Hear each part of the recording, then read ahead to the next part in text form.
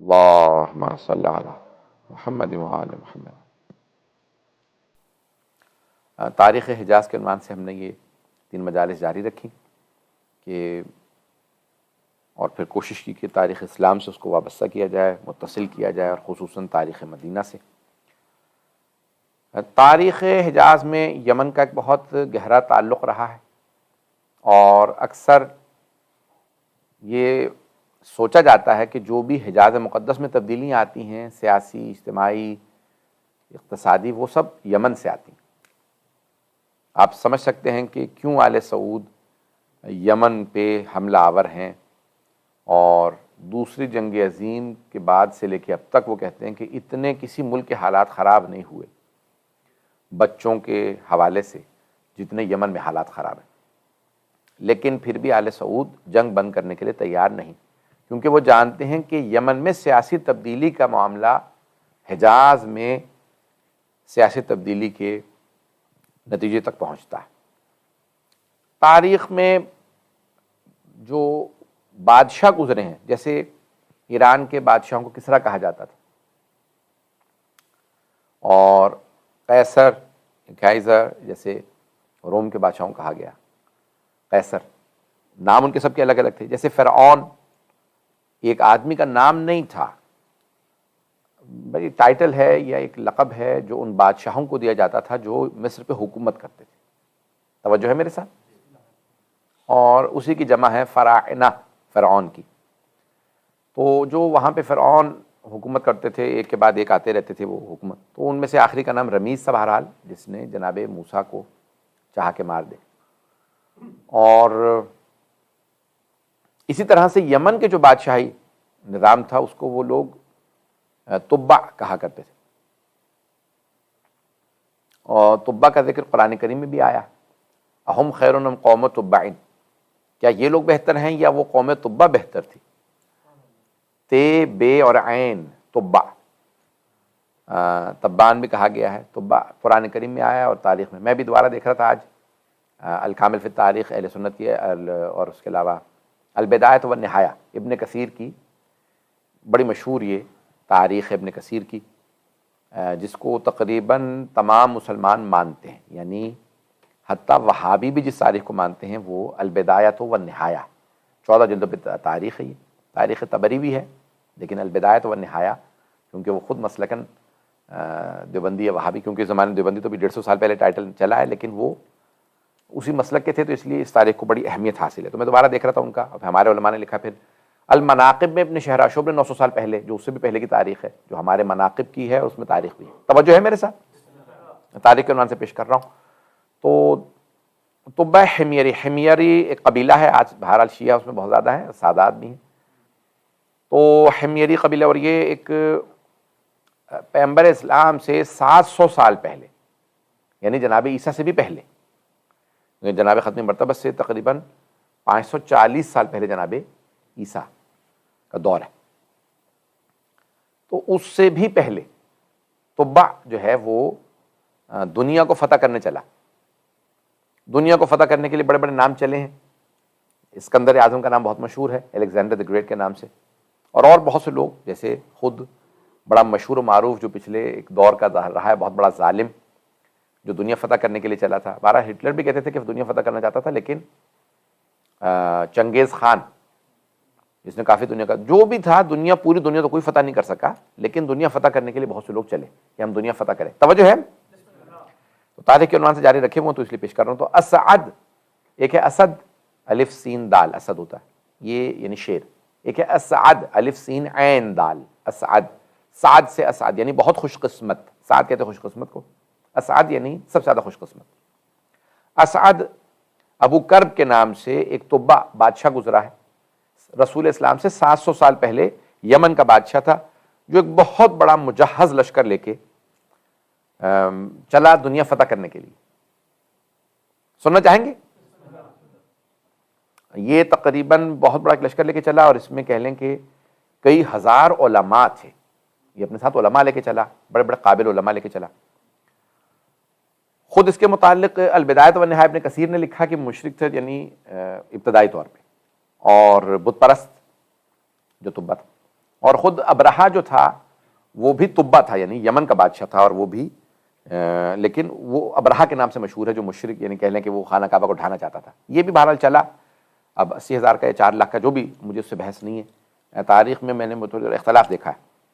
6,000 بعض علماء، بعض نے کہا، بعض نے کہا کہ 2 یہودی بڑے عالم ساتھ تھے اس زمانے میں، یہودی کیونکہ مذہب دنیا میں رائج تھا، تو مختلف مذاہب و ادیان کے علماء کو لے کے چلا، بہت بڑا لشکر لے کے چلا کہ میں دنیا فتح کروں گا، 4 لاکھ کی فوج بنائی، اور جس میں بڑے بڑے طبیب تھے۔ اور جب راستے سے چلا یمن سے، تو یمن کیونکہ جزیرہ نما ادھر افریقہ ہے، یہ پورا سمندر کے پار کرنے کے بعد ان کو حجاز سے گزرنا پڑتا ہے، تو یہ آیا مکے۔ جب مکے پہنچا تو اس نے خانہ کعبہ کو دیکھا، اور اس نے کہا بھئی یہ کیوں آتے ہیں یہاں؟ کہ یہ لوگ سب احترام کرتے ہیں اس کعبے کا، حضرت ابراہیم و حضرت اسماعیل نے بنایا تھا۔ ہم نے پہلے عرض کیا کہ امام صادق فرما گئے کہ سب سے پہلے جناب آدم نے بنایا تھا۔ تجدید کی تھی جناب ابراہیم و اسماعیل علیہ السلام نے، لیکن انہی کو بانی کہا جاتا ہے۔ بہرحال تو کہا یہ ان کے جد، یہ جو عرب ہیں ان کے جد حضرت ابراہیم تھے، انہوں نے بنایا تھا، اور یہ لوگ اسی تعظیم کرتے ہیں۔ بہرحال مشرکین بھی آتے تھے، وہ اپنے بتوں کو لے آتے تھے اور طواف کرتے تھے بغیر لباس کے۔ تو بہرحال اس نے دیکھا، کہا کہ اس طرح کا کعبہ میں وہاں بناؤں گا۔ پہلے اس کے ذہن میں آیا اس کو ڈھا دوں گا، اس کے ذہن میں خیال آیا، اس نے اس کا اظہار نہیں کیا، اور وہ بیمار ہو گیا بہت سخت، طبہ۔ جب وہ بیمار ہو گیا تو اس کے طبیبوں کو بلایا گیا کہ اس کا علاج کرو۔ ایک طبیب نے آ کے کہا کہ اس کا علاج، دوسرے نے یہ وہ کرتے کرتے ان میں سے ایک طبیب نے کہا، حضور لگتا ہے کہ آپ نے کچھ یعنی روحانی گناہ کیا ہے، آپ کے جسمانی لحاظ سے کوئی بیماری نہیں ہے، آپ سالم ہیں، تو آپ کسی طبیب کے بجائے کسی عالم کو ملاقات کیجیے، اس سے پوچھیے آپ کا مسئلہ کیا ہے۔ بات پہنچ رہی ہے؟ تو اب طبیب کو دکھانا بند کیا، اس نے کہا ذرا علماء کو بلاؤ۔ ان میں سے سب علماء آ کے بیٹھے، ان میں سے کوئی بہرحال کچھ اس زمانے میں بھی عرفاء تھے جو واقعاً حضرت موسیٰ اور حضرت داؤد کے راستے پہ چل رہے تھے۔ تو کہا بھئی کیا معاملہ ہے؟ میں بہت زیادہ بیمار ہو گیا ہوں اور مجھ سے اٹھا ہی نہیں جا رہا ہے، میری صحت ختم ہو گئی ہے، مجھے لگتا ہے میں اتنا طاقتور کہ میں پوری دنیا سے لڑنے کے لیے نکلا تھا، اور آج لگتا ہے جیسے طاقت ہی نہیں ہے، جسم ختم ہو چکا، اندر طاقت ہی محسوس نہیں کر رہا ہوں، بیٹھ نہیں سکتا ہوں۔ تو ان میں سے ایک عالم نے کہا کہ حضور لگتا ہے کہ آپ نے اس گھر سے متعلق، کعبے سے متعلق کوئی بری نیت کر لی ہے۔ اگر آپ کوئی بری نیت رکھے ہوئے ہیں تو اپنی نیت سے منصرف ہو جائیں، انصراف کریں، پلٹ جائیں اور توبہ کریں، کیونکہ یہ گھر جو ہے وہ حضرت ابراہیم نے بنایا تھا، یہ گھر مقدس گھر ہے، یہ مقدس سرزمین ہے، اور یہودیوں اور یہ سارے عربوں کے سب کے جو دادا ہیں حضرت ابراہیم۔ اس نے کہا ٹھیک ہے آپ جا سکتے ہیں۔ اس نے توبہ کی، اس نے کہا پروردگارا واقعاً اگر یہ تیرا گھر ہے تو اس سے منسوب ہے کہ تیرا گھر، اگر تیرا گھر ہے تو میں توبہ کرتا ہوں، اور صرف توبہ ہی نہیں کرتا بلکہ میں اس کعبے پہ غلاف چڑھاؤں گا، اسے غسل دوں گا اور اس پہ غلاف چڑھاؤں گا، تو مجھے صحت دے دے۔ اگلے دن جب صبح اٹھا تو بالکل صحت یاب تھا۔ اچھا، البدایہ والنہایہ والے کہتے ہیں کہ خواب میں اسے بشارت ہوئی کہ اس پہ غلاف چڑھاؤ، تو پیغمبر اسلام نے فرمایا ہے کہ سب سے پہلے جس آدمی نے خانہ کعبہ کو غلاف چڑھایا ہے وہ طبہ تھا۔ یہ جو غلاف کعبہ جسے کہا جاتا ہے، ستر کعبہ، کساہا، کسوت کعبہ جسے کہا جاتا ہے، یہ خود فقہی احکام ہے کہ اسے جیسے آپ کہتے ہیں وضو کرایا جاتا ہے، اس کو غسل دیتے ہیں، خانہ کعبہ کو غسل دیتے ہیں، اور پھر اس کے بعد نیا اس کا سیاہ لے۔ تو سب سے پہلے اس طبہ نے اسے غلاف چڑھایا، ایک کسوت کعبہ کا جو عمل تھا، غسل دیا، اور پھر اس نے خواب دیکھا، بقول ابن کثیر کے دوبارہ خواب دیکھا کہ نہیں اس سے بہتر کرو، اس سے بہتر کرو، کرتے کرتے اس نے تیسری دفعہ میں بہت خوبصورت غلاف جس کے اوپر سونے کی تاروں سے کام ہوا تھا، وہاں پہ کچھ برتن رکھے، اور اس نے وہ سب سے پہلے اہتمام کیا، اور وہ سارا کا سارا اہتمام طبہ۔ اور اس لیے سرور کائنات کی حدیث ہے اہل سنت کی کتابوں میں بھی، اور میں نے اپنی بھی بعض تفاسیر میں یہ حدیث دیکھی ہے، لا تسبوا الطبہ، کہ سرور کائنات نے کہا کبھی طبہ کو گالی نہ بکنا، لأنہ اول من کسل کعبہ، کیونکہ وہ آدمی وہ تھا جس نے سب سے پہلے کعبہ پہ، خانہ کعبہ پہ غلاف چڑھایا۔ بات پہنچ رہی ہے نا حضرات؟ اور دوسرے مقام پہ ہے کہ لأنہ آمن بی، کیونکہ وہ یا اسلمہ، اور وہ سب سے پہلا وہ یعنی وہ آدمی ہے جو میرے آنے سے پہلے، اس دنیا میں آنے سے پہلے مجھ پہ ایمان لے آیا تھا۔ بات پہنچ رہی ہے؟ بہرحال اب ایمان کیسے لے کہ بھائی بہرحال اس نے غلاف چڑھایا، اس کے بعد یہاں سے چلا تو یثرب تک پہنچا۔ اس زمانے میں اس کا نام یثرب تھا، مدینہ نہیں ابھی ہوا تھا۔ مدینے پہنچا، مدینے میں آنے کے بعد اس نے جو بنی نذیر تھے، بہرحال بنی قریظہ کے ساتھ ایک گفتگو ہوئی کہ یہودیوں سے ہمارا معاہدہ تھا، یہاں پہ جنگ ہو رہی ہے تو میں اس شہر کو خراب کر دوں گا، ڈھا دوں گا، اور یہ جتنے بھی یہاں پہ کفار ہیں ان سب کو مار دوں گا۔ تو ایک مرتبہ کچھ یہودی علماء آئے اور آنے کے بعد کہا کہ خبردار اس شہر کو خراب نہ کیجیے گا، کیونکہ ہماری کتابوں میں ہے وہ جو آخری نبی آئیں گے وہ ہجرت کر کے یہیں پہ تشریف لائیں گے۔ کہ اچھا ہماری کتابوں میں ان دو اس کی حبر سے، دو یہودی علماء سے، ریبائز سے اس کی گفتگو ہوئی، اور تفصیلی گفتگو کے بعد ان سب نے سارا کا سارا بتایا کہ ہاں ایک آخری نبی تھے۔ ان کے علم سے بہت متاثر ہوا طبہ، کبھی واقعاً بہت قابل ہیں، دونوں بہت جانتے ہیں۔ ان سے متاثر ہونے کے بعد اس نے فیصلہ کیا، اس نے کہا ٹھیک ہے، کیا نام ہوگا اس آخری نبی کا؟ کیا نام ان کا؟ احمد ہوگا، کیونکہ یجدونہم عندہم فی التوراۃ والانجیل، قرآن میں لکھا ہے کہ وہ توراۃ و انجیل میں جب ان کو تلاش کریں گے تو ان کا نام احمد پائیں گے، اسمہ احمد، کہ ان کا نام جو ہے وہاں پہ احمد، یجدونہم مکتوبا عندہم فی التوراۃ والانجیل، توراۃ اور انجیل میں ان کا نام مکتوب پائیں گے، لکھا ہوا پائیں گے، اور نام احمد ہے۔ تو اس نے اس وقت طبہ نے کہا کہ ٹھیک ہے، میں اس آخری نبی پہ ایمان لے کے آتا ہوں اور گواہی دیتا ہوں کہ جس اللہ نے انہیں مبعوث کرنا ہے وہ اللہ بھی اللہ ہے اور وہ نبی بھی رسول ہے۔ اور کچھ اشعار لکھے کہ میں ایمان لاتا ہوں احمد پہ جو پوری کائنات کا بنانے والا اللہ ہے، اس کے بھیجے ہوئے رسول ہیں، یہ اشعار لکھے۔ اور پھر ایک قبیلے سے کہا کہ ابھی آپ لوگ یہاں رک جائیں، کچھ جو اپنے 6000 علماء تھے ان میں سے کہا کہ آپ لوگ کچھ یہاں رک جائیں، یہودیوں سے کہا تمہارے ساری رہائش کا خرچہ میں دے کے جا رہا ہوں، اور میرے مکان بنوا دو، وہ جو آخری نبی آئیں گے ان سے کہنا کہ طبہ آپ پہ ایمان لے کے آیا تھا، یہ مکان بنوا کے گیا تھا، اگر ہو سکے تو میرے بنائے ہوئے اس مکان میں آپ تشریف رکھیں، اس مکان میں سکونت اختیار کریں۔ تو اس نے ایک مکان بنوا دیا۔ اب وہ نسلاً بعد نسلیں یہودیوں سے وہ اشعار منتقل ہوتے رہے، وہ آتے رہے، اور پھر ایک مرتبہ بہرحال طبہ گیا، جنگ وغیرہ کی، پھر واپس مکے سے ہوتا ہوا واپس چلا گیا یمن، وہیں انتقال ہوا۔ پھر بہرحال اب سرور کائنات نے، تاریخ ان کے حجاز کی پیش کر رہا ہوں، سرور کائنات نے ہجرت کی، اور جب ہجرت کی، اب میں نے ساری تاریخ چھوڑ دی ہے کیونکہ طبہ کی تاریخ بہت تفصیلی ہے کہ وہ کہاں کہاں گئے، دنیا بھر کا سفر کیا، اور پھر میں ابھی جو دیکھ رہا تھا اور پہلے بھی میں نے پڑھی ہے، واقعات کچھ پڑھے ہیں تو تفصیلی ہیں، کافی زیادہ تاریخ ہے۔ تو طبہ نے بہرحال یہ دنیا جو ہے فتح کرنے کا پورا عمل تو کسی کے نے بھی انجام نہیں دیا، لیکن کافی آگے تک وہ جنگ کرتے ہوئے گئے، کافی دنیا فتح کی، اس کے بعد پھر فیصلہ کیا میں یمن واپس جاؤں گا، وہیں انتقال ہوا، اور ان کا پھر پورا شجرہ لکھا بنی نذیر کا۔ یہ بہرحال تو بہرحال وہ بہت سے علماء وہاں رک گئے، اور اگر آپ دیکھیں تو عیسائی اس کے بعد پھر آئے، عیسائی بھی وہیں آ کے بسنے لگے اطراف میں، اور قرآن کہتا ہے کہ یہ سب کے سب کہتے تھے کہ ہم اس پہ ایمان لے آئیں گے، اور جب وہ آ گئے تو اولا کافر بہ، تو سب سے پہلے اس آخری نبی کا انکار کرنے والے یہی یہودی اور عیسائی بنے ہیں جو کہتے تھے ہم ایمان لے آئیں گے۔ کیوں آ کے بسے تھے مدینے میں؟ کہ وہ آخری نبی نے یہاں آنا، توجہ ہے؟ جیسے ہم سے ایک صاحب کہنے لگے کسی ملک میں، نام نہیں لیتا کہ کون سے ملک میں، کہاں مغربی ملک کے اندر، کہنے لگے، میں نے کہا بھائی کیا کہاں ہیں آج کل آپ، نظر نہیں آ رہے مجالس میں؟ تو کہنے لگے میں منتقل ہو رہا ہوں، ٹورنٹو سے جا رہا ہوں میں پتہ نہیں کہاں۔ وہ کیوں وہاں کیوں شفٹ ہو رہے ہیں اس ملک میں؟ کہنے لگے وہ امام کا ظہور ہونے والا ہے تو میں وہیں سے جوائن کر لوں گا۔ میں نے کہا اس کا مطلب یعنی آپ یہ سمجھانا چاہ رہے ہیں جو وہاں ہوگا وہ جوائن کر لے گا اور جو دور ہوگا وہ مخالف ہوگا؟ کہیں گے نہیں یہ تو نہیں کہہ رہا ہوں۔ تو بہرحال ایک اچھی خاصی بحث ہوئی، تو میں نے کہا بھائی یہ فلسفہ غلط ہے کہ انسان وہاں، یہ تو یا انسان کا ایمان اتنا مضبوط ہونا چاہیے کہیں پہ بھی ہو وہ امام کے قدموں میں پہنچ جائے گا، اور کئی ایسے بھی ہوں گے جو قریب میں بیٹھے ہوئے ہوں گے ایمان نہیں لے کے آئیں گے، مکے میں بہت سے بیٹھے ہوئے رسول خدا کو دیکھتے بھی رہے ایمان نہیں لائے، مدینے میں یہودی عیسائی منتقل اس لیے ہوئے تھے کہ ہم آخری نبی پہ ایمان لے آئیں گے، اور جب آ گئے تو سب سے زیادہ جنگیں انہوں نے کی رسول خدا کے خلاف، یہودیوں نے سب سے زیادہ جنگیں کی، کہ نہیں ہم نہیں مانتے آپ کو۔ تو بہرحال تاریخ اگر کہیں گے تو میں جاری رکھوں۔ لیلانی گرامی، اب سرور کائنات جو ہے مکے میں تشریف لے آئے، مکے سے بہرحال سب خلاصہ کر کے میں پیش کر رہا ہوں۔ مدینے پہنچے، جیسے مدینے آئے تو مدینے کے تمام سرداروں نے کہا کہ یا رسول اللہ ہمارا گھر حاضر ہے، ہمارا گھر حاضر ہے۔ آپ نے کہا نہیں، جہاں میری اونٹنی جس گھر کے سامنے بیٹھ جائے گی میں وہیں پہ قیام کروں گا۔ ذہن میں ہے نا، دینیات میں پڑھ رکھا ہوگا، یہ تو تیسری کلاس کی جو ہے وہ دینیات کے اندر لکھا ہوا۔ تو اب وہ ایک مرتبہ سرور کائنات کی اونٹنی حضرت ابو ایوب انصاری رضی اللہ عنہ ان کے گھر کے سامنے آ کے بیٹھ گئے۔ 2 منزلہ گھر وہاں پہ بنا ہوا تھا، ایک جناب سرور کائنات نے کہا میں یہیں رکوں گا۔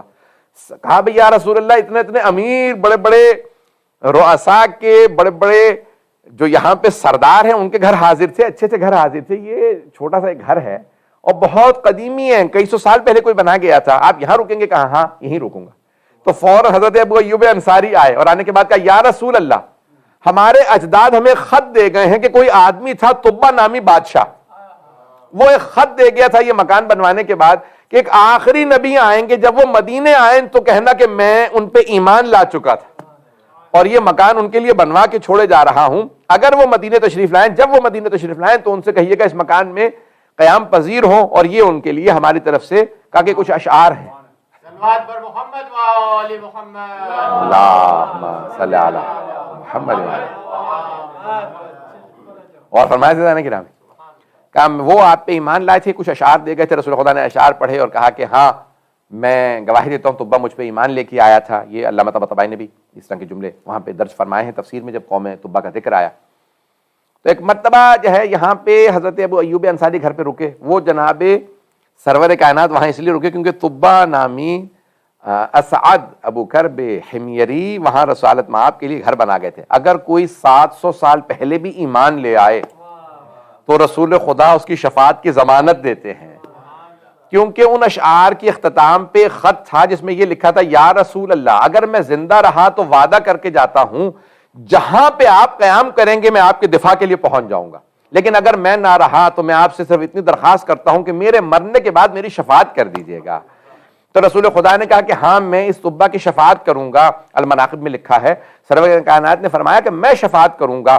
تو عزیزان گرامی یہ سرور کائنات کا وعدہ ہے کہ میں شفاعت کروں گا، جو مجھ پہ پہلے بھی ایمان لے آیا ہو، جو مجھ پہ پہلے بھی ایمان لے آیا ہو، میرے بعد بھی ایمان لے کے آئے، میں اس کی شفاعت کروں گا اگر مجھ پہ ایمان رکھتا ہوگا. سرور کائنات نے وہیں قیام کیا. وہ تمام علماء جن کو بتایا کہ بھئی یہ وہی نبی ہیں تو کہا کہ نہیں ہے، بہت سے ایمان لائے، بہت سے ایمان نہیں لائے، بہت سے اکثر قبیلے مسلمان ہو گئے، ایسا بھی نہیں تھا کہ مسلمان نہیں ہوئے، بہت سے مسلمان ہو گئے. حضرت ابو ایوب انصاری اور دیگر جو علماء بہت سے وہاں پہ موجود تھے سب ایمان لے آئے. تو عزیزان گرامی یہ مدینے کی تاریخ ہے. سرور کائنات نے وہیں پہ اسی مکان میں قیام کیا، بعد میں پھر مسجد نبوی کی تعمیر کی. اور یہ جو تعمیرات کا کام ہے سرور کائنات نے اس پیارے انداز سے کیا ہے کہ اس کی سادگی کو باقی رکھا، اس میں روحانیت کے اوپر زیادہ توجہ دی ہے. اور یعنی بہرحال جو ہم بنائیں، کوئی بھی چیز بنائیں وہ اچھی بنائیں، لیکن اس کے اندر روحانیت کا ضرور عنصر ہونا چاہیے. اس میں روحانیت کا عنصر بہت ضروری ہے کہ جہاں آپ جائیں اور آپ کو روحانیت محسوس ہو. دیکھیں یہ ہم امام بارگاہوں کو، مساجد کو سجاتے ہیں کیوں کہ ابھی ہم ہمارے گھر سجا رکھے ہیں تو اس سے زیادہ اچھا تو یہ اللہ کا گھر ہے، امام کا گھر ہے، اس کو سجانا ہم پہ لازم واجب ہے، ضروری ہے، لیکن اس میں روحانیت کا عنصر ہونا بہت ضروری ہے. پتہ نہیں میں بات پہنچا پا رہا ہوں یا نہیں. یعنی اسسا الگ تقوی، یہ جو قرآن کی آیت ہے کہ مسجد یعنی وہ مسجد کی جس کی بنیاد تقوی پہ رکھی گئی ہو، تقوی پہ رکھی گئی ہو، وہ اللہ کو زیادہ عزیز ہوتی ہے، جو سوائے بجائے سے کہ وہ جس کو دکھانے کے لیے. عزیزان گرامی وہ چیزیں بقا اور دوام لے کے آتی ہیں جن کی بنیاد تقوی پہ رکھی جاتی ہے. وہ جو تقوی پہ بنیاد ہوتی ہے اس کو بقا ہوتی ہے. عزیزان گرامی یہ چاہے دنیا بھر کے اندر کہیں چلے جائیے آپ تو آپ کو یہ چیزیں نظر آئیں گی. ایک صلوات پڑھیں محمد و آل محمد.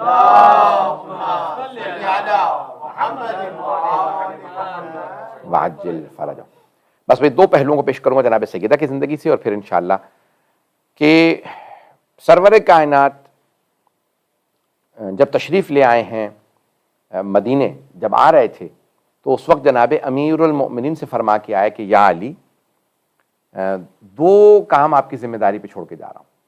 تاریخ کو سننا چاہیں گے اگر سب کے ذہن ہیں تو میرے اور توجہ بھی ہے. عزیزان گرامی دو کام جناب امیر کے سپرد کیے. یا علی ایک تو امانات آپ لوٹا دیجیے گا، کیونکہ میرے پاس مکے کا کوئی ایسا گھر نہیں کہ جس کی امانت نہ ہو. مشرکین رسول خدا پہ ایمان نہیں رکھتے تھے لیکن صادق و امین مانتے تھے، اور سرور کائنات یہی کہتے تھے بھئی اگر میں کہوں کہ اس پہاڑ کے پیچھے دشمن کی فوج ہے کوہ ابو قبیس تو کیا کہو گے؟ کہ ہم مان لیں گے. کیوں؟ کیونکہ آپ سچے ہیں. اور اگر تم جاؤ جا کے دیکھو وہاں پہ فوج نہ ہو تو کہ ہم کہیں گے ہماری آنکھوں کو دھوکا ہو رہا ہے، آپ جھوٹ نہیں کہہ سکتے. صلوات پر محمد و آل محمد. اللہم صلی علی محمد و آل.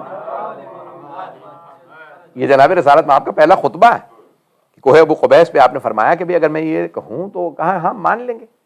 کہا اب میں کہتا ہوں قولوا لا الہ الا اللہ تفلحوا.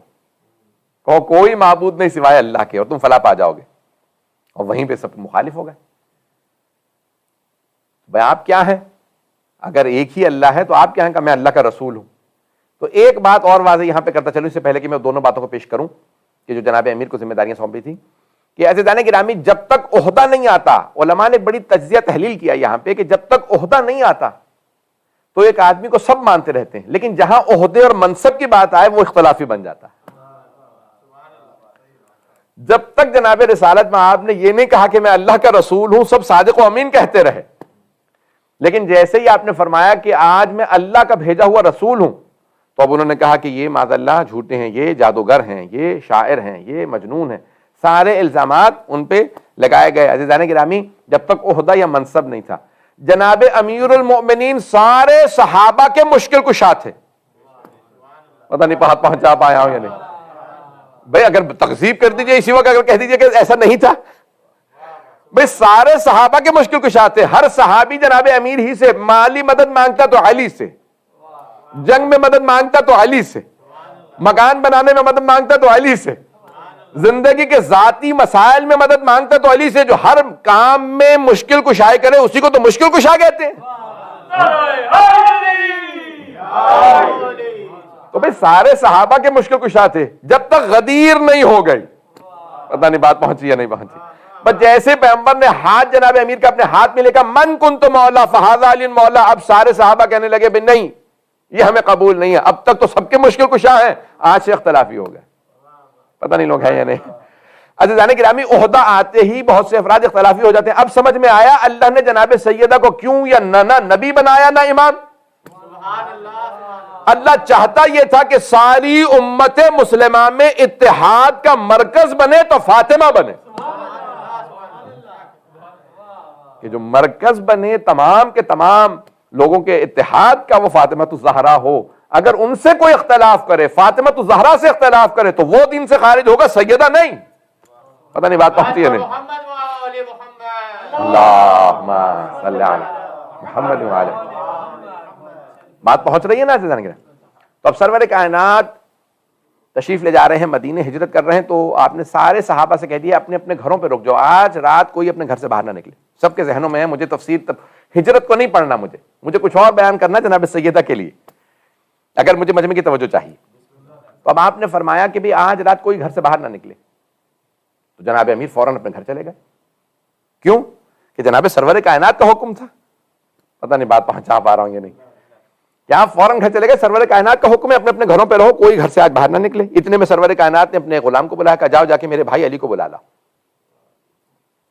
بلانا ہوگا تو خود بلا لیں گے، جناب امیر بھی جانتے ہیں کہ سرور کائنات بلانا ہوگا خود بلا لیں گے۔ اب کہا جاؤ جا کے میرے بھائی علی کو بلا لاؤ۔ جیسے بلایا کہا یا علی آج رات میرے بستر پہ سو جائیے گا۔ اچھا مسلمان مورخین نے بس ایک ہی جملہ لکھا کہ مولا کائنات نے بس ایک چھوٹا سا سوال کیا، یا رسول اللہ بس مجھے اتنا بتا دیجئے کیا میرے آپ کے بستر پہ سونے سے آپ کی جان بچ جائے گی؟ تو سرور کائنات نے فرمایا ہاں یا علی میری جان بچ جائے گی۔ تو مسلمان سب کے سب یہ جملہ لکھتے ہیں تاریخ اسلام میں پہلا سجدہ شکر علی بن ابی طالب بجالا، فوراً سجدہ شکر میں گر گیا کہ پروردگارا تیرا کتنا شکر ادا کروں، تو نے مجھے اس قابل بنایا، میں تیرے رسول کی جان بچا رہا ہوں۔ پتہ نہیں بات پہنچی نہیں؟ اللہم صلی علی محمد وعلی بات پہنچ رہی ہے جانے گرہ؟ اور کوئی اس قابل نہیں تھا کہ بستر رسالت پہ سو سکے، جسے جان دینی ہو، جس کے جسم سے ویسا ہی نور نکل رہا ہو جیسا سرور کائنات کے جسم سے نور نکلتا ہے۔ تو جناب امیر فوراً کہا یا علی دوسری ذمہ داری آپ کی یہ ہے، میرے گھر میں امانات رکھی ہیں، آپ امانات لوٹا آئیے گا، میرے بستر پہ سونا ہے۔ اور تیسری بھی ایک اور ذمہ داری دی، کہا کہ فواطم جمع ہے فاطمہ کی، ان کو سب کو لے آئیے گا مدینے، اپنی والدہ کو، میری بیٹی کو اور فاطمہ بنت زبیر سب کو آپ مدینے لے آئیے گا۔ کہا یا رسول اللہ ٹھیک ہے۔ ہجرت کا واقعہ ذہنوں میں ہے، مجھے ہجرت کا واقعہ پیش نہیں کرنا۔ جناب امیر بسرس وہاں جناب سرور کائنات مدینے ہجرت یثرب چلے گئے ہجرت کر کے مدینے، اور کہا میں مدینے میں تب تک داخل نہیں ہوں گا جب تک میرا بھائی علی نہیں آ جاتا، میں انتظار کروں گا۔ وہاں رات گزر گئی، صبح ہوتے ہی جناب امیر نے سب کی امانتیں لوٹائیں۔ توجہ، نہ کسی سے یہ پوچھا کہ رکھوا کے کیا گئے تھے، اور نہ کسی نے مشرک نے یہ شکوہ کیا کہ مجھے میری امانت نہیں ملی۔ اس کا مطلب یہ ہے کہ علی چہرہ دیکھتے تھے، امانت لوٹا دیتے تھے۔ پتہ نہیں لوگ ہیں یا نہیں۔ وَلَا يُؤَدِّي عَنِّي إِلَّا عَلِي، کوئی بھی امانتوں کو میری طرف سے لوٹا ہی نہیں سکتا سوائے علی کے۔ امانتیں لیں گے ہم، لوٹائیں گے علی۔ تو اب جناب سرور کائنات اشارہ کر رہے ہیں کہ کوئی جانتا ہی نہیں ہے، بتانے کی ضرورت نہیں ہے۔ جو امانتیں بغیر دیکھے چہرہ دیکھ کے بتا دے کون سی امانت کس کی، اسے علی کہتے ہیں۔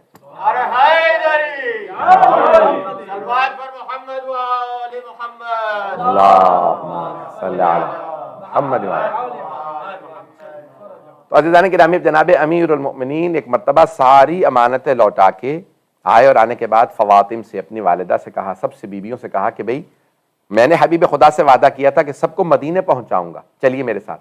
آپ نے ناقہ، اونٹنیاں، فوراً ان پہ ہودج اور محملیں سجائیں، ہودج لگائے۔ ہودج جو لکڑی کا اس پہ رکھا جاتا ہے پالان، اور اسے ہودج کہا جاتا ہے، اس پہ باقاعدہ محملیں سجا دیں کہ بھئی یہ خواتین کا مستورات کا معاملہ ہے، ان کا سفر آسان ہو، پردے کا اہتمام رہے۔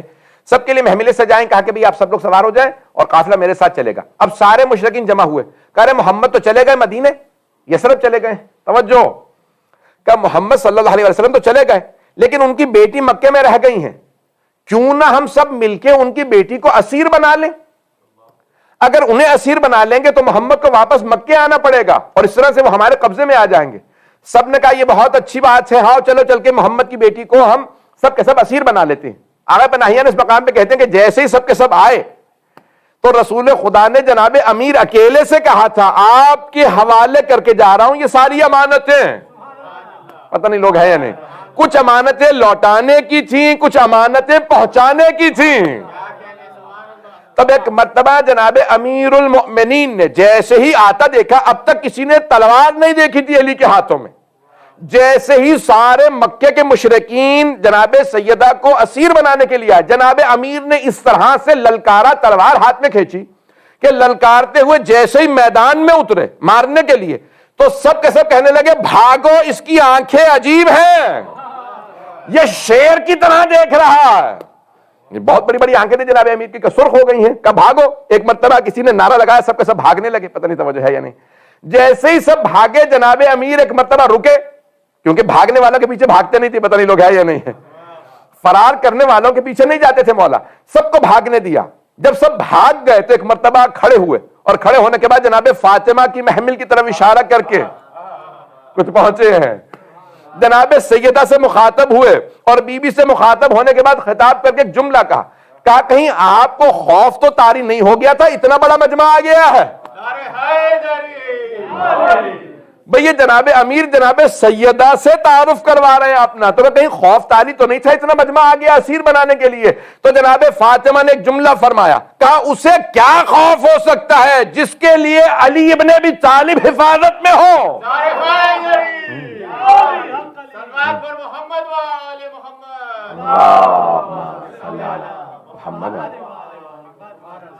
جس کی حفاظت کے لیے علی بن ابی طالب موجود ہوں، اسے کون سا خوف طاری ہو سکتا ہے؟ تو اب جناب امیر نے اس مقام پہ علماء عجیب و غریب ایک جملہ نقل فرماتے ہیں، کہتے ہیں پھر جناب امیر وہ جو اونٹ سے، آپ جانتے ہیں نا کہ اونٹوں کی جو مہار باندھی جاتی ہے تو قطار میں چلتے رہتے ہیں، ایسا ہے یا نہیں ہے؟ لیکن علماء فرماتے ہیں کہ اب جناب امیر اونٹ پہ سوار نہیں ہوئے، پورے راستے جناب سیدہ کی اونٹنی کی مہار کو تھامے رکھا کہ سرور کائنات سے وعدہ کر کے آیا تھا، اب میں فوراً جناب سرور کائنات جب تک پہنچ نہ جاؤں اب میں اونٹ پہ سوار نہیں ہوں گا۔ تو جناب امیر مکے سے پیدل پاؤں پیادہ مدینے آئے۔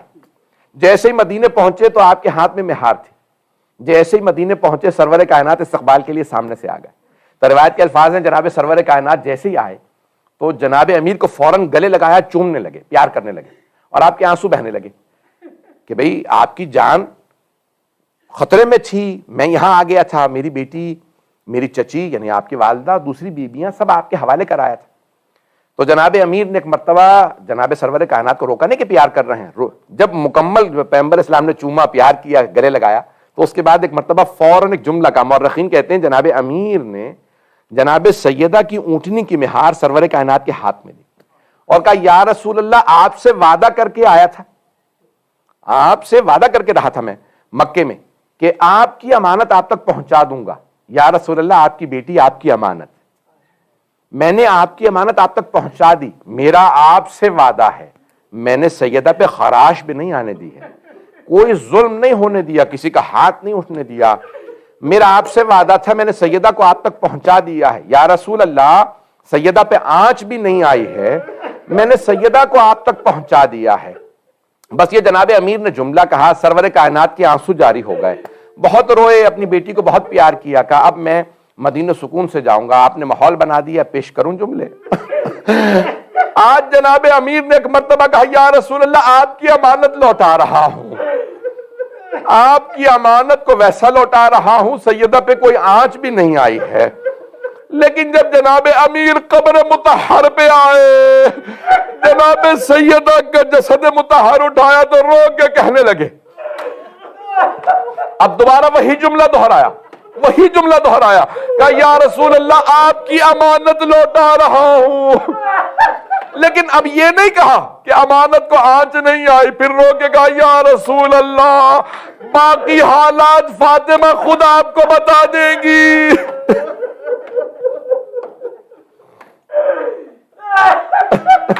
کہ باقی حالات فاطمہ خود آپ کو بتا دیں گی. یا رسول اللہ یہ وہ فاطمہ نہیں جو آپ نے مجھے دی تھی. اب میں کہوں گا یا رسول اللہ ان فاطمہ کا پہلو شکستہ ہے, ان کی پسلیاں ٹوٹ گئی ہیں. اجرکم اللہ, اجرکم اللہ. کوئی بھی آج شب شہادت ہے, بی بی کی شہادت آ گئی ہے, شہادت آ گئی, کوئی رونے میں بخل نہ کرے, میں جملے پیش کر رہا ہوں. آپ نے ماحول بنایا ہے, میں زیادہ تفصیل سے نہیں پڑھوں گا. عجیب و غریب کیفیت ہے, عجیب و غریب حالت ہے. آج رسول اللہ کو پرسہ دیجئے, یا رسول اللہ آپ کو آپ کی بیٹی کا پرسہ دینے آئے. نہ جانے کیسی بیویاں ہیں خاندان اہل بیت کی. ایک دادی ہے جن کا پہلو شکستہ, دوسری پوتی ہے جس کے کان زخمی.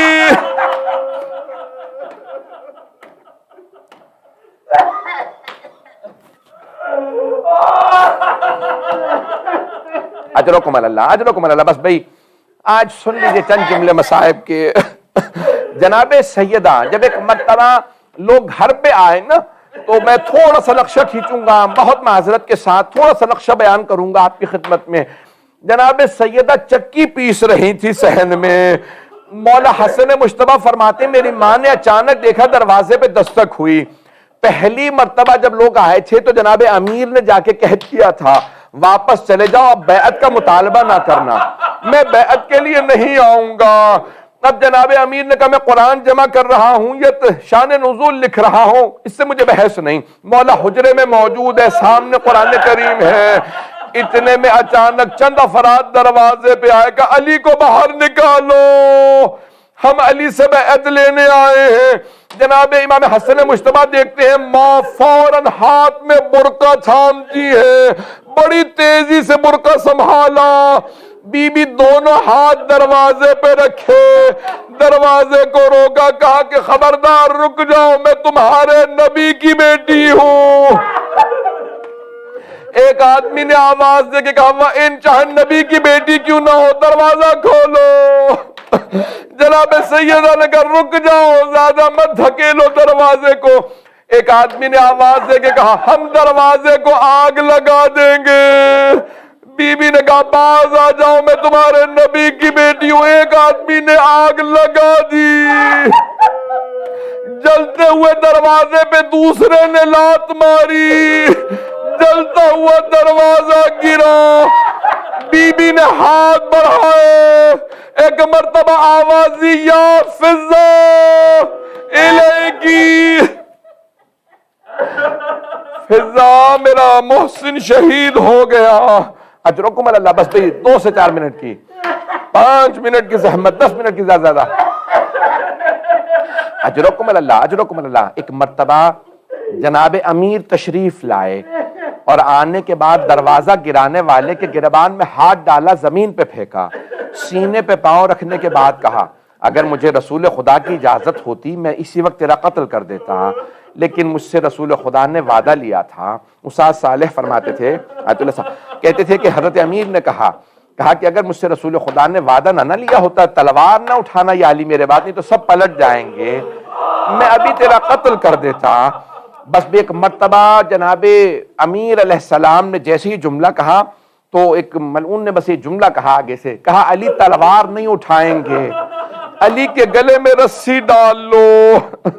ایک مرتبہ جناب امیر کو لے جانے لگے، جب لے جا رہے تھے جناب سیدہ نے جناب امیر کی ابا میں ہاتھ ڈالا اور جملہ کہا میں اپنے سرتاج کو لے جانے نہیں دوں گی، میں اپنے مولا کو لے جانے نہیں دوں گی۔ کسی نے اپنے غلام قنفذ سے کہا سیدہ سے ہاتھ چھڑوا، قنفذ نے تازیانہ ہاتھ میں تھا چلایا، تلوار کی نیام لکڑی کی تھی، دسا ہاتھ پہ مارا، جیسے ہی ہاتھ سے ابا چھوٹی جناب سیدہ نے آواز دی بابا۔